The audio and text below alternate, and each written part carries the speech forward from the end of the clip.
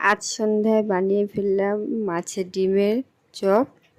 ভাবলাম বাইরে বৃষ্টি হচ্ছে, নরম ওয়েদারে বানিয়ে ফেলা যাক, তো বানাতে চলে আসলাম। আগে আমি মাছের ডিমটা লবণ, হলুদ, লঙ্কা গুঁড়ো, সামান্য তেল দিয়ে গরম করে রেখে দিয়েছিলাম। তো এদিকে আমি দেখো নিয়ে নিয়েছি একে একে, সব দেখতেই পাচ্ছ। পেঁয়াজ কুচি, কাঁচা লঙ্কা কুচি, লঙ্কা গুঁড়ো, হলুদ গুঁড়ো, লবণ দিয়ে ভালো করে মাখিয়ে নিলাম। নিয়ে আবার একটু আদা রসুন দিয়ে, বেসন দিয়ে ভালো করে মেখে দেখো ভাজতে চলে আসলাম। তো আমার ভাজা এক পিঠ হয়ে গেছে, আবার আরেক পিঠ ভাজছি। তো আমি এবার এপিট ওপিট করে ভালো করে ভেজে নেবো, নিয়ে তুলে নেবো একে একে।